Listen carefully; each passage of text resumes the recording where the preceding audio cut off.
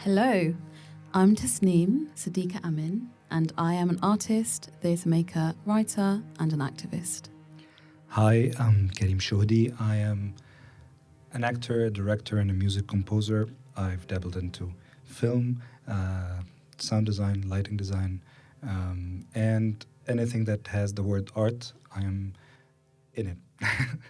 I'm Asena Nour. I'm a filmmaker, an artist, writer, and facilitator. My family, they're from the Balkans and West Asia. They're from Turkey and Greece and a bunch of other places. It's quite mixed.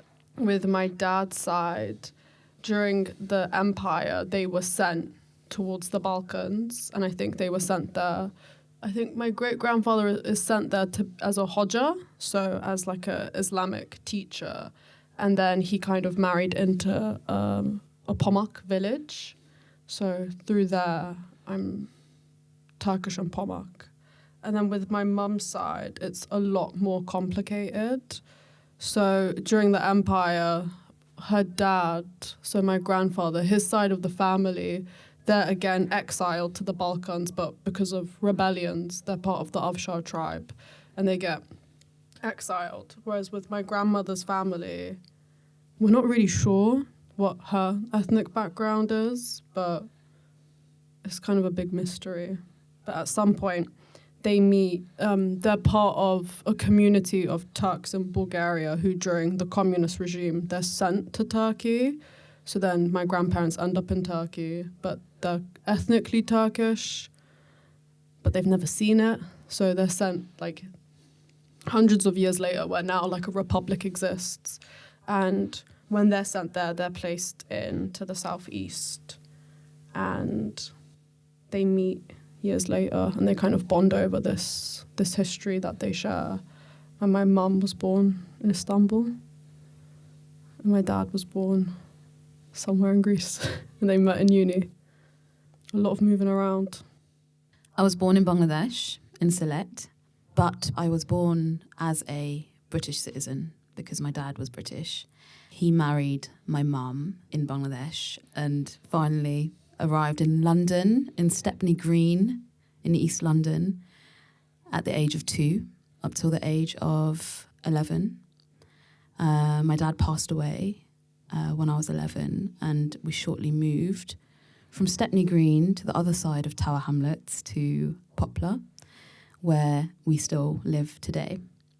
So I grew up in Cairo, a place called Heliopolis, which is the oldest neighborhood of modern Cairo.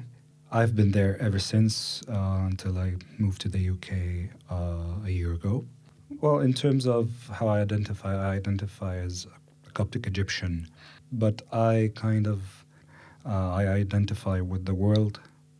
I consider myself a very proud Egyptian, but I am aligned with the people I spend my time with. So to the place I'm in, without forgetting where I come from, but I don't say I'm British now, but I am citizen of the world, basically. So I was born in London, and I grew up in this city. I feel like this city is like my home. I feel really comfortable here. I'd spend a lot of time in my childhood going back to my dad's village and then going to this beach town where my grandparents lived in Turkey. So I spent a lot of my childhood kind of in the city, a seaside and a farm. So I kind of feel all those energies within me. In terms of London, I grew up in central London, which is a funny thing to say, but I grew up in housing in Victoria, and I went to school in North London. Basically, I would say that North London's energy has always fed me. I feel like I am an East Londoner. I think I'm quite lucky in that I grew up in a place where there was a lot of me. Tower Hamlets, there are places in it that are known as Bangla Town.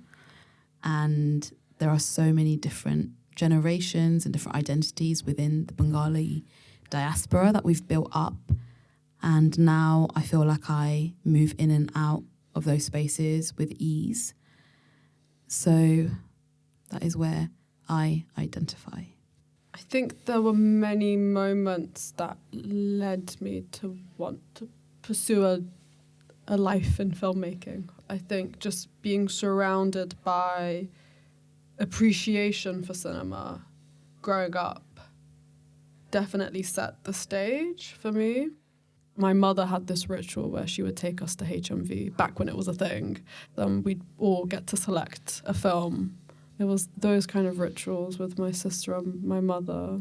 I think that really nourished my appetite for cinema and the kind of films I was drawn to. And when I got to film school, it was not necessarily the experience I was expecting. I, found it to be an institution with all the isms and schisms. And it was after film school that I finally decided to make the kind of film I wanted to make through community resources, taking the power back and giving myself the agency to make a film and not waiting for the permission of funders or what other people thought my film should be about. I just, fell in love with Shakespeare when we had to study at school. There's so much power and humour, and the social, political commentary is just something that I was really fascinated with. But more poignantly, I was cast to be Hamlet at my school. I went to a girls' school. So I was cast to be Hamlet. And Hamlet has just lost his father in the play. I lost my father when I was 11 years old. And I never really had an opportunity to grieve that because my mum really struggled with his death. And so years later, in year 10, when I was like 15, so like 4 years later, I actually had the opportunity through the character of Hamlet to explore my grief and reconnect with that in a way that I wasn't able to as a child, and I didn't really have the support to. And so I think, that particular process of getting into that character and then having the opportunity to be on a big stage. I performed in front of like hundreds of people at the age of 15. I used to wear a headscarf back then, and I was reading, the monologues of Hamlet wearing a headscarf in my abaya, and it just felt like such a powerful moment because I was the only person on stage and everyone was looking at me. And I realised, I think at that moment, something changed in my life. I realised that I was absolutely in love with live performance, with theatre, and the power that I had at that moment to do whatever I wanted, to take the audience wherever I wanted. That was a, life-changing moment. For me, one particular thing is that I remember I was in Cairo and I was watching play after play after play. And every time I go out and just think, I have something better to say and a better way to say it. This is not how you say stuff. I have to say something. I have to say something. And this is how I started. Okay, you know what? I'm gonna direct, and I'm gonna act, and I'm gonna make my own music, and you'll have to listen because I have something to say. I don't know where that came from, but it's just this overflowing feeling that there's something inside you that needs to come out, and you have to find a way. And nobody is representing what you want to say.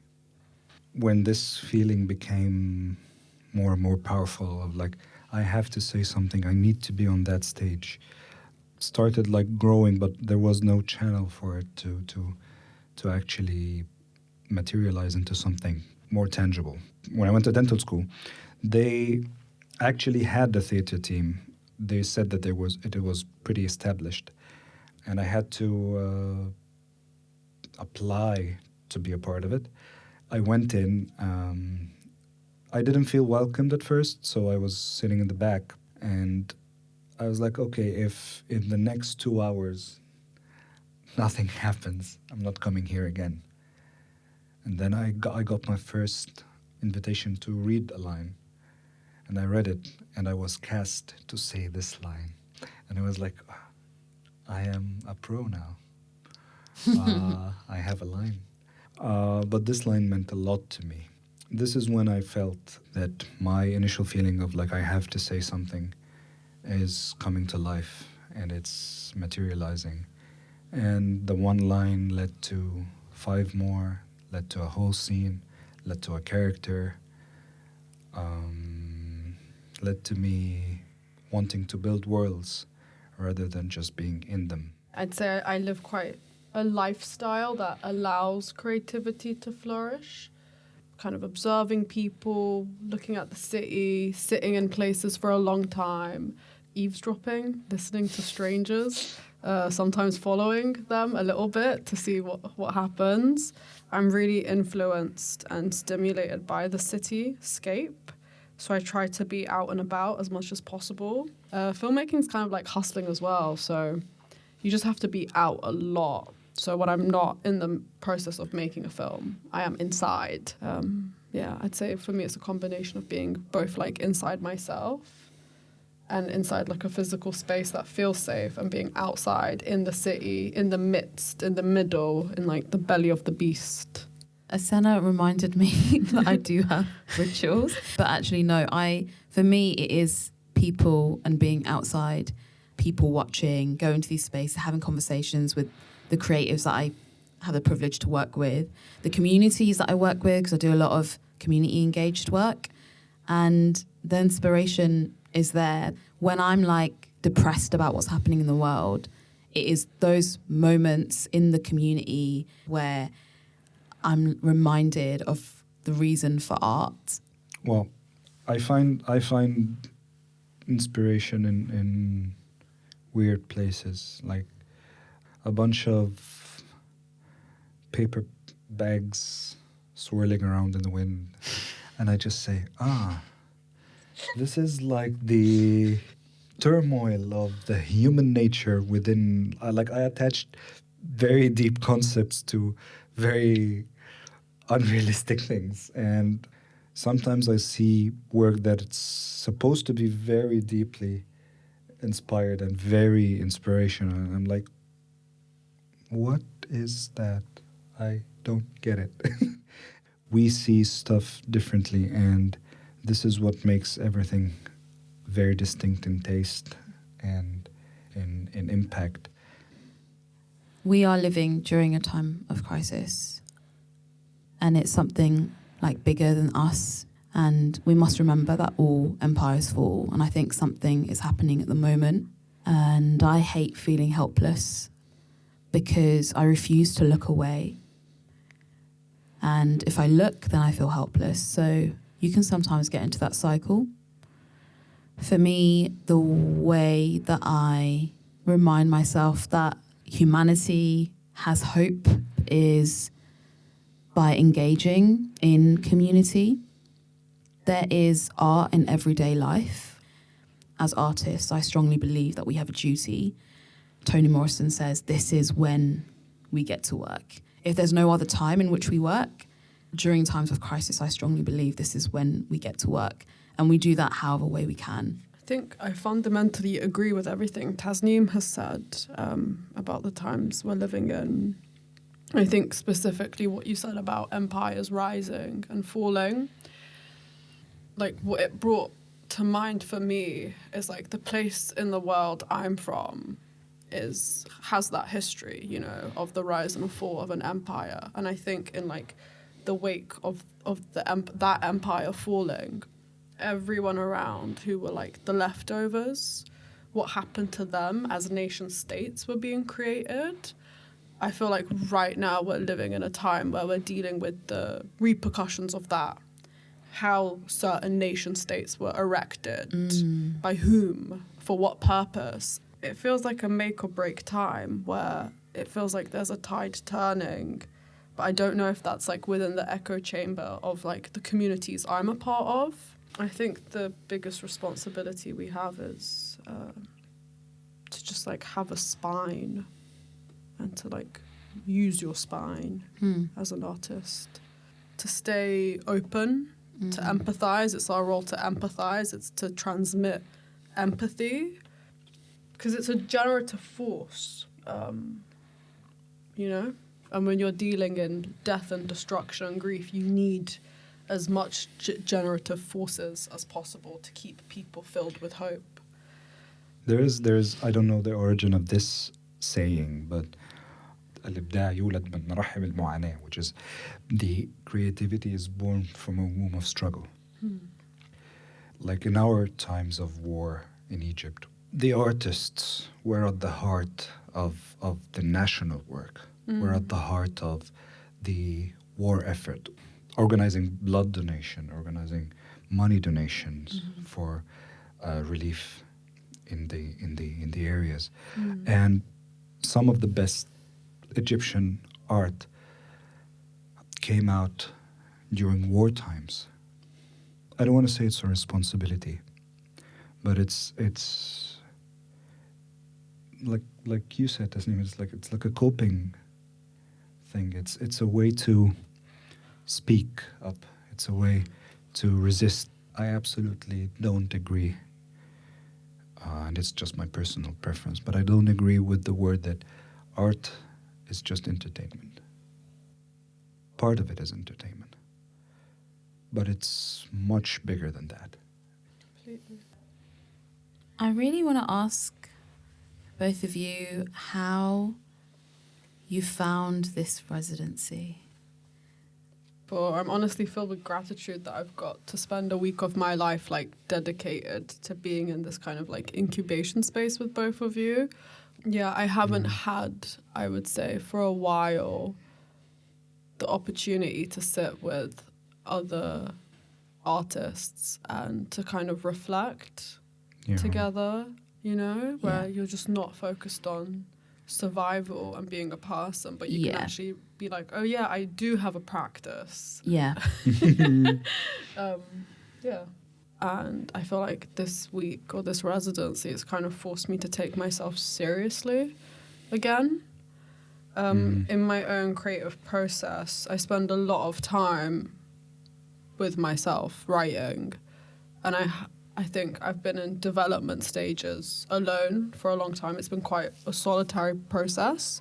So doing that with two other artists has been really great, and trying out something like performance art, which is so outside of anything I do, it's been really great as well.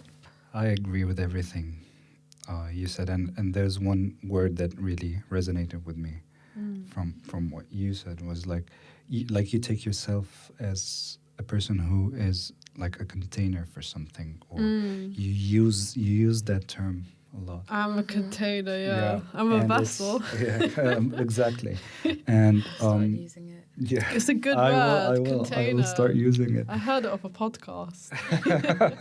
And I feel I started becoming more of a 9-to-5 artist in a way, which is like I do this as a job, not as something that I love, something that I want to do, something that I enjoy.